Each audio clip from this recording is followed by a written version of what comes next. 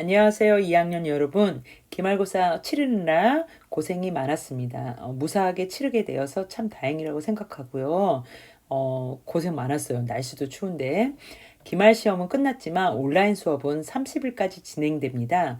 30일 전날인 29일 화요일은 창체의 날, 마지막 창체의 날이기 때문에 자율활동, 그 다음에 오후에는 동아리 활동이 진행됩니다. 그 온라인 수업을 하면서 여러분들이 깜빡하고 놓치는 수업들이 생기면서 본의 아니게 결과 처리가 된 학생들이 좀 있어요. 그래서 결과 처리 조심하시고 꼭 수업 체크하면서 어쨌든 수업은 학습 종료가 되어야 된다는 거 잊지 마시고 꼭 챙기세요. 자, 이번 과학의 수업은 8단원 읽기 자료에 대한 설명을 보충하도록 하겠습니다. 자, 선생님이 그림만 편집을 해가지고 이렇게 이제 짧게 이제 설명을 하려고 하고 있습니다. 지금 첫 번째 읽을 거리는 밤에 도심의 온도가 주변 온도, 황무지, 이런 건물들이 없는 황무지와 비교했을 때 밤에 도심의 온도가 2에서 6도가량이 높다고, 평균적으로 높다고 이제 조사가 됐어요. 이제 그 이유를 우리가 배웠던 8단원의 개념과 비교를 하자면, 자, 무슨 개념이었냐면 비열의 개념이었죠. 그래가지고 우리 비열 중에 바닷가에서 모래와 물의 비열을 알아봤어요. 모래는 빨리 데워지고 빨리 식고 물은 천천히 데워지고 천천히 식었어요. 둘 다 태양 복사 에너지로부터 같은 양의 에너지를 받았는데 이렇게 온도의 변화가 달랐잖아요. 그 온도의 변화에 물질마다 이 온도의 변화량의 특징을 뭐라고 그랬냐면 비열이라고 한다고 그랬어요. 그런데 여기서는 모래와 물의 비교가 아니죠. 도심과 황무지니까 뭐냐면 도심의 이제 특징이 뭐냐면 빌딩이에요. 근데 빌딩의 이제 주 재료가 콘크리트여서 이거 색깔을 좀 달리 한다면 콘크리트와 황무지는 모래로 비교를 합니다. 자, 비열을 조사를 해봤더니 콘크리트는 시멘트 0.2kg 뭐 이렇게 그다음에 도씨 이렇게 돼 있는데요. 우선 우리가 이제 이거를 깊게 배우지 않았기 때문에 숫자적인 크기의 의미만 따져보도록 하겠습니다. 자, 모래는 0.19로 돼 있어요. 비열이. 콘크리트의 비열이 더 큽니다. 이 비열이 크다는 것은 천천히 데워지고 천천히 식어요. 그러면 천천히 식을 때는 언제냐면 밤이잖아요. 천천히 식기 때문에 이 황무지인 모래가 주 재료로 있는 곳보다는 온도가 높다는 뜻이죠. 그래서 이 도심이 밤에 약 2도에서 6도까지 이렇게 평균 온도가 높은 이유는 콘크리트의 비열이 모래보다 높기 때문이라고 이제 과학자들이 설명하는 내용입니다. 그래서 첫 번째 그림 이에 대한 내용이고요. 자, 두 번째는 사실 첫 번째 그림은 뭐 그냥 쉽게 해도 넘어가도 되는데 지금 두 번째 그림을 선생님이 수업 시간에 약간만 설명하고 이제 지나갔어요. 뭐냐면 바이메탈이라는 거예요. 바이메탈은 제일 핵심은 뭐냐면 열팽창 정도가 다른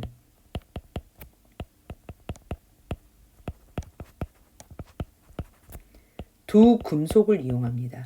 그래서 열팽창 정도가 다르다. 이 말은 무슨 말이냐면 하나는 열을 받으면 팽창을 많이 하고요. 그 다음에 하나는 열을 받아도 팽창은 합니다. 근데 아까 금방 앞에서 말한 금속보다는 덜 팽창을 해요. 그 열 팽창 되는 정도가 달라야만 이걸 쓸 수가 있어요. 근데 이 바이메탈은 요즘 우리가 그 전기 제품들을 많이 쓰잖아요. 전기 제품들을 많이 쓰면서 꼭 필요한 장치 중에 하나입니다. 지금 여기에서 대표적으로 나온 전기 다리미가 있는데요. 이 전기 다리미를 여러분들이 써보셨는지는 모르겠지만 여기에 다이얼이 있어요. 여기 선생님이 지금 여기 칠하는 부분. 그러면 뭐 면은 몇 도에서 몇 도씩까지 다리고 뭐 마는 몇 도씨에서 몇 도씨까지 다리고 뭐 이렇게 모는 몇 도씨 몇 도씨에서 이렇게 다리고 이렇게 돼 있는데 우리 이렇게 전기 다림이나 이런 모든 전기 도구는 1학기 때 배웠던 전기 회로예요. 근데 이 전기 회로는 전기가 주어진다면 계속해서 전기가 흐르고요. 전류가 흐르고요. 전류가 계속해서 흐르면 열이 나요. 근데 잘 생각해 보세요. 얘를 계속해서 코드를 꽂고 우리가 다른 일을 할 수도 있고 아니면 깜빡할 수도 있어요. 이랬을 때 전류는 계속해서 흐르고 이 전기 회로에서는 열이 많이 나요. 그러면 여러 가지 사고가 일어날 수가 있겠죠. 불이 난다거나 뭐 이렇게. 그래서 이것의 안전장치로 어느 특정 온도가 되면 이 회로가 자동으로 끊겨요. 그래서 전류가 흐르지 않게 하는 것인데 이러한 제품들이 사실은 전기 다리비뿐만 아니라 어디에 많이 쓰이냐면 전기 주전자. 물이 탁 끓고 나서 탁 끊기죠. 그 다음에 전기 밥솥. 그 다음 전기 다리미. 그 다음에 또 뭐가 있을까? 요즘에 이제 겨울철에도 이제 쓸 수 있는 것들이 있는데 뭐냐면 전기 장판. 이런 것들에 바이메탈이 다 들어갑니다. 그래서 이 바이메탈의 원리를 한번 선생님하고 살펴보도록 하겠습니다. 자, 바이메탈은 자, 여기 빨간색으로 해볼까요? 지금 모든 전기 금속에 이렇게 회로가 이렇게 완성이 돼 있습니다. 근데 어느 일정한 온도가 올라가면 이 바이메탈이 이렇게 붕 떠요. 붕 뜨면서 전기 회로가 끊겨요. 그래서 전류를 차단합니다. 원리는 이런데 이렇게 붕 뜰 이 바이메탈이 전기 회로에서 이제 붕 뜨게 하는 원리가 무엇이냐 이제 그것을 이제 따져보려고 하는데 지금 바이메탈의 두께가 얇아서 선생님이 좀 더 두껍게 그려보면 지금 금속을 이렇게 두 개를 붙인다는 거예요. 그러면 얘가 이제 뭐 이 금속과 좀 금속이 종류가 다르다고 그랬으니까 색깔을 달리 할게요. 자, 금속이 이렇게 된다. 그러면 얘가 지금 전기회로가 끊기려면 이 바이메탈이 이렇게 휘어져야 돼요. 이렇게 휘어지려면 자, 파란과 빨간 금속이라고 할게요. 자, 열팽창이 어느 쪽이 더 많이 되어야 될까요? 자, 위로 들리려면 회로에서 파란색이 더 많이 돼야 됩니다. 파란색의 금속이 열팽창이 더 많이 열을 받았을 때 더 많이 늘어나고 빨간색은 덜 늘어나요. 그러므로 해서 이게 휘게 됩니다. 그래서 전기 회로에서 전류를 차단하는 원리예요. 근데 이거는 뭐 이 금속 세트는 뭐 구리와 납도 있고요. 그 다음에 뭐 철과 니켈도 있고요. 뭐 철과 구리를 쓸 수도 있고요. 이렇게 열팽창 정도가 다른 두 금속을 이렇게 세트를 맞춰서 씁니다. 근데 무슨 원리인지는 알겠죠? 이 전기다림이 아까도 얘기했듯이 전기 주전자, 그 다음에 전기 장판, 그다음에 우리 전기 밥솥 있잖아요. 이런 것들에 대해서 또 이 바이메탈을 꼭 사용을 합니다. 그리고 또 하나 우리가 요즘에 좀 안타까운 사연들이 있었어요. 뭐냐면 뭐 초등학교 두 형제가 뭐 집에서 라면을 끓여 먹다가 화재가 난다거나 뭐 이런 경우가 있었는데 이 그 아파트나 이런 단체로 사용하는 건물들에서는 뭐가 항상 법으로 규제가 되어 있냐면 화재 경보기가 제대로 작동이 돼야 돼요. 소방법에 의해서. 근데 화재 경보기는 이 바이메탈을 쓰는 건데요. 약간 원리가 반대예요. 자, 불이 나지 않았을 때는 화재 경보가 울리면 안 되죠. 근데 불이 나서 열이 가해지면 이제 화재 경보기가 울려야 되잖아요. 다른 아까 말한 선생님이 전자 제품과 다르게 화재 경보기는 처음에 이게 이제 반대되는 과정을 거칩니다. 처음에는 회로가 이렇게 끊겨 있어요. 그래서 전류가 흐르지 않는데 자, 화재가 나서 열이 가해지면 이제 반대로 위에 게 더 많이 늘어나요. 그래서 자동적으로 이 회로 연결이 그때서야 이렇게 되고 이 회로 연결이 됨으로 해서 경보가 울립니다. 이 화재 경보기도 바이메탈의 한 종류이다라고 여러분들이 알고 계시면 돼요. 이 바이메탈은 의외로 많이 쓰이고요. 그 다음에 요즘에는 선생님 때는 이런 열팽창은 배웠지만 이런 바이메탈에 대한 이런 자세한 상세한 내용은 다루지는 않았어요. 근데 요즘에 전자제품에 워낙 바이메탈이 사용이 많이 되므로 여러분들도 원리를 알고 계시면 좋겠습니다. 자, 그 다음 내용은 자 조금만 확대를 해볼게요. 열기구에 대한 내용인데 이 열기구는 초등학교 때부터 많이 이제 과학적인 이론이 많이 나오고요. 지금 여기서 1, 2, 3 이렇게 돼 있어요. 지금 여기 1, 2, 3. 자, 이 내용이 지금 중학교 1학년 내용, 중학교 2학년 내용, 중학교 3학년 내용. 열기구 안에 과학 개념이 여러 가지가 복합적으로 들어가 있어요. 그러면 이제 열기구는 어떻게 떠오를까? 하나하나 1단계부터 한번 봅시다. 자, 1단계는 열기구에 자 이렇게 해서 열을 가하잖아요. 연소기로 열기구 안에 공기를 가열하면 풍선 안에 공기가 팽창한다. 이게 뭐냐면 온도가 높아지면 팽창한다고 그랬으니까 어떻게 되죠? 부피도 기체의 공기의 부피가 커집니다. 자, 1학년 때 무슨 법칙 배웠죠? 샤를의 법칙. 기체의 온도와 부피가 비례하는 법칙이에요. 자, 공기가 이렇게 팽창합니다.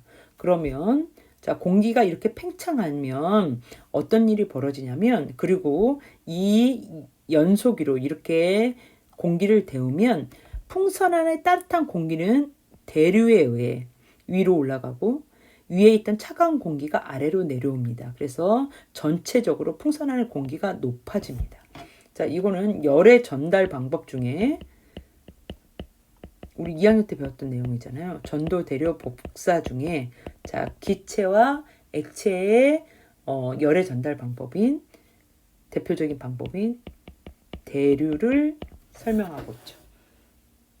자, 그 다음 이렇게 열이 이렇게 골고루 전달되고 그 다음에 연소기로 해서 이제 열이 계속해서 이제 제공됐으니까요. 자, 풍선 안의 공기는 열기구 밖의 공기보다 지금 공기 이 여기에 있는 밖의 공기와 이 안의 공기를 비교하는 것입니다.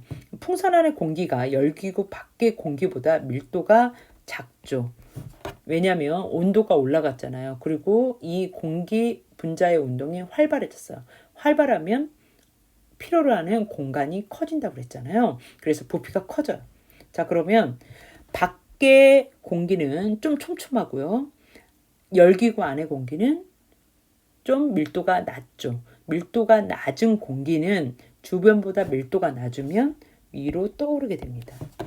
이게 열기구의 원리죠. 위로 올라간 힘이 생겨서 이제 하늘로 떠오르는데 이렇게 떠오르는 힘 이것을 뭐라고 하냐면 이제 부력이라는 말도 이게 나오네요. 그리고 바다에서도 또 물속에서도 이렇게 뜨려는 힘이 생기죠. 그게 이제 부력이라고 합니다. 근데 여기 지금 여기에서 좀 더 확장해서 이제 그 부력이라는 힘 원리 나왔고요. 그 다음에 공기 밀도가 작아지면 자 이게 저기압 고기압 뭐 이런 개념도 나와요. 이제 나중에 저기압 고기압의 개념도 나오고 이러면 이게 이제 지금 이제 3학년 때 배워야 될 내용이에요.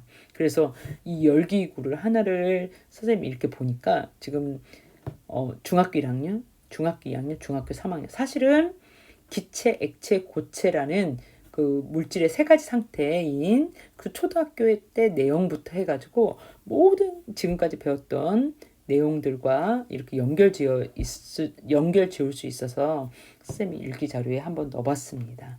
그래서 오늘은 여기 8단원 일기 자료 여러분들한테 제공한 이 자료에 대한 선생님의 보충 설명으로 이제 끝내도록 하고요. 사실은 이 3번에 대해서는 좀 더 얘기할 것들이 많으나 이거는 이제 3학년 때 가서 구름이 만들어지는 방법, 구름의 생성 방법 이런 것들을 보면서 한 번 더 여러분들이 정리를 하면 좋겠습니다. 자, 그러면 오늘은 여기까지만 수업을 진행하도록 하겠습니다. 좀 짧죠? 여러분한테 선물입니다. 대신 이 수업을 잘 듣고 또 그 여러분들이 개인적인 뭔가 계획을 세워야 돼요. 이제 여러분들이 3학년이잖아요.